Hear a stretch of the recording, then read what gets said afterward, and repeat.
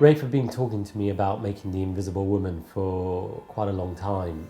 It's really nice when you have an ongoing relationship with the director to get involved with a film early on. It allows for a long creative process, because frequently film music composers get brought in after they've finished filming, when they're editing the film, and you get quite a short amount of time, like 2 months or 3 months.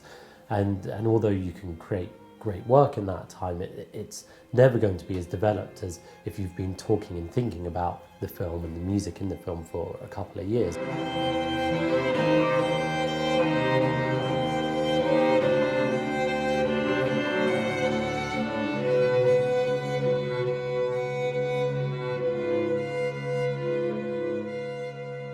The process of making the score with Ralph is all about authenticity. We needed to find musical ideas that related to the characters, to the time, to the place. So the composers that Dickens worked with on the play, and that gave us a sense of the sort of instruments that we would use. I think quite early on in this, in the edit, I remember saying I felt it should be very simple, not orchestral, and that there are these two instruments, and we discussed cello and violin, sort of in a way representing cello for Nellie and violin for Dickens, but that was our idea. But then, and I liked it being spare and, in my words, quite sort of off-centre. You know, not obviously melodic or certainly not emotionally too glib.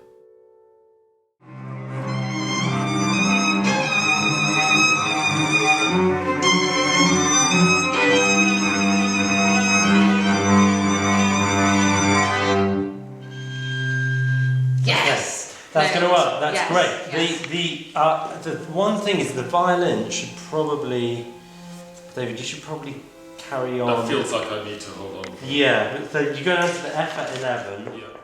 We had this amazing opportunity where we'd be in the studio, me and Ralph and my producer Steve McLaughlin and the brilliant cellist Caroline Dale and our brilliant violinist David Duritz.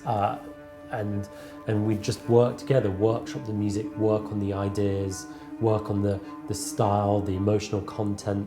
But I have loved the way that Ilan encouraged me, I felt, to engage with his musicians, and I feel also, and I feel I think that's a good way to work, because despite not having perhaps the technical experience or knowledge musically, I do think that it's another factor. Ilan can talk to them specifically technically, and I felt that they responded to my, I hope honest suggestions and ideas. One of the big challenges was, or if I put it the other way around, what was easy to imagine was how you could do something very intimate with a violin and a cello.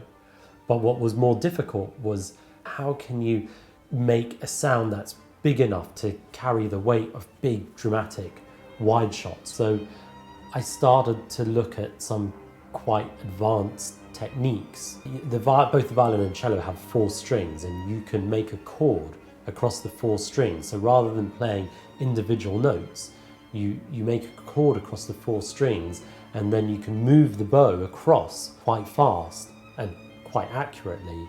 And that creates a really large body of sound, but it's also extremely difficult to just play a long sequence of different complicated chords. Tricky? It's quite, I wonder if there's... Finger twisting? Okay, so I'll just go from bar 3.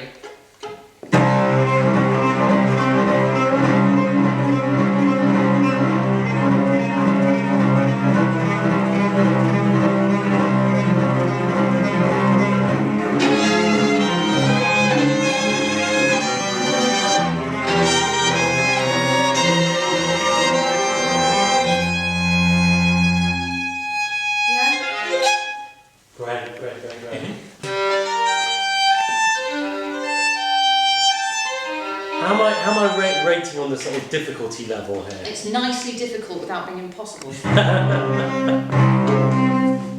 like a challenge. 'Tis the last closer.